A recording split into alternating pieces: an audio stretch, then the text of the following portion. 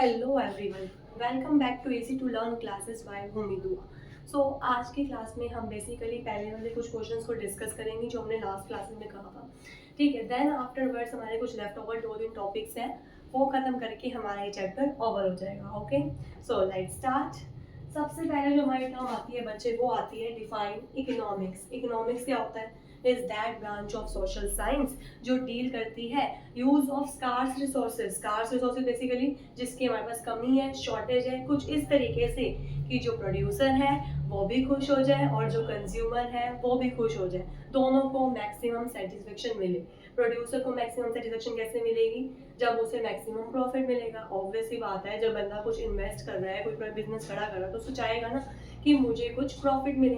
Okay, और consumer को कैसे सेटिस्फेक्शन मिलेगी? जब उससे प्रोडक्ट अच्छी क्वालिटी का और एट रीजनेबल प्राइस पे मिलेगा। ठीक है, नेक्स्ट जो टर्म आती है हमारे पास, डिफाइन स्कार्सिटी। स्कार्सिटी क्या होता है बच्चे? Is the situation where demand is more than supply. ठीक है, हमारी डिमांड ज़्यादा है किसी भी प्रोडक्ट को लेके, लेकिन उसकी सप्लाई क्या है? कम है, तो सिचुएशन कौन सी हो जाएगी? स्कार्सिटी। ओके, नेक्स्ट जो टर्म हमारे पास आती है, what is meant by economic problem. Economic problem क्या होता है बच्चे? Problem related to allocation of resources. Allocation means distribution of resources, क्योंकि रिसोर्सेज हमारे पास कहीं ना कहीं क्या है? लिमिटेड है, बट ह्यूमन की नीड्स कैसी हैं, वांट्स कैसी हैं? अनलिमिटेड है, तो उसको कहीं ना कहीं डिस्ट्रीब्यूट करना, वही क्या है? Economic problem. ओके, नेक्स्ट जो टर्म आती है हमारे पास, what is problem of choice. Problem of choice क्या होता है बच्चे? ये तभी अराइज होती है जब देयर इज स्कार्सिटी सिचुएशन। ठीक है, जब हमारे पास स्कार्सिटी की सिचुएशन होगी ना, तभी प्रॉब्लम ऑफ चॉइस अराइजेस। ठीक है, सो इसमें हमें यही लिखना है, problem of choice arises when there is a problem of scarcity, when there is scarcity. Okay, और ज्यादा पूछा जाए तो हम स्कार्सिटी को डिफाइन कर सकते हैं। Okay, next question number 5, that is what is the problem of resource allocation. Again economic problem अभी हमने डिस्कस किया था, problem related to but distribution of resources. Okay, next term हमारे पास आती है define economy. Economy means economy is a system which provide people means to work and earn a living. काम करने के साधन प्रोवाइड करना जिससे कि बंदा कुछ अर्न कर सके, एक बेटर लाइफस्टाइल जी सके।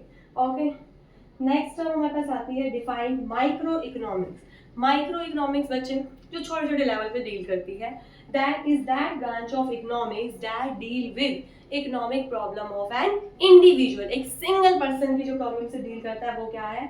Micro economics. ठीक है, next define difference between micro and macro economics. अब इन दोनों में डिफरेंस क्या होता है? माइक्रो और मैक्रो में सिर्फ एक ही लेटर का खेल है, आई और ए।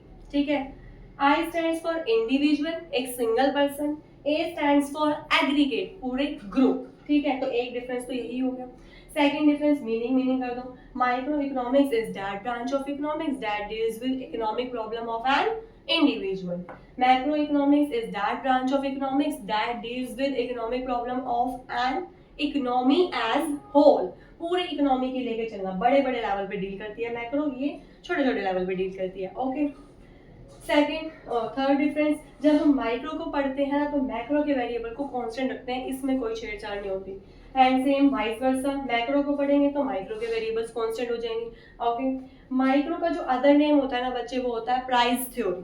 ठीक है, और मैक्रो का अदर नेम होता है इनकम, और we can say that employment theory. Clear? आगे बढ़ते हैं। अब हमारा नेक्स्ट क्वेश्चन आता है, इंपॉर्टेंट क्वेश्चन है, कई बार एग्जामिनर ने पूछा गया।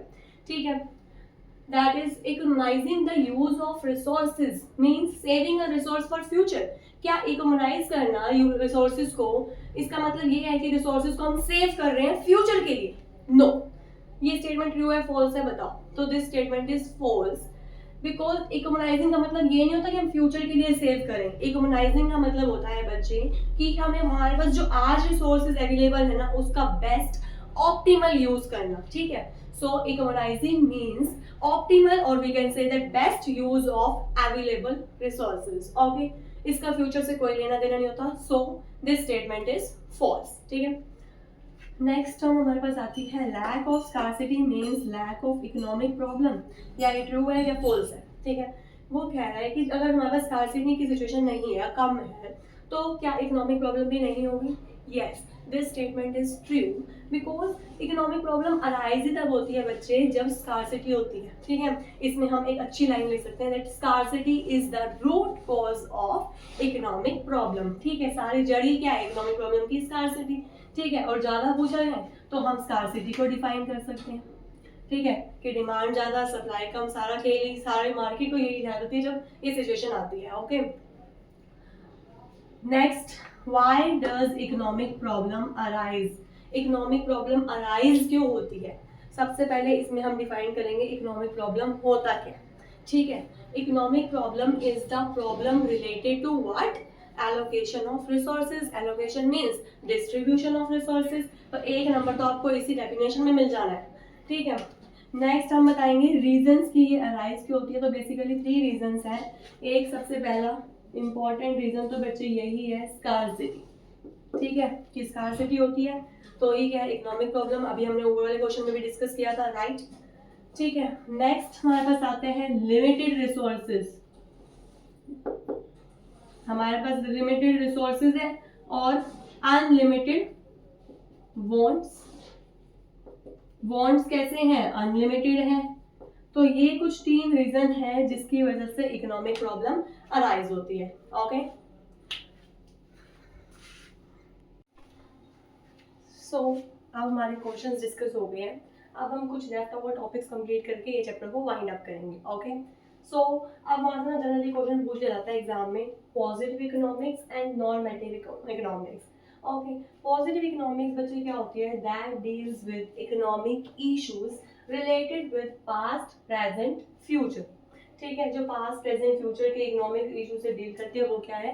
Positive economics. Means what will be, what is and what was, इन सब से डील करना, तो वो क्या हो जाएगी? Positive economics. ओके, इसके अलावा हम फीचर्स की बात करते हैं। फीचर्स क्या है जो डील करती है? Past, present, future. एक तो हमारे पास यही फीचर आ गया डेफिनेशन में से निकल के।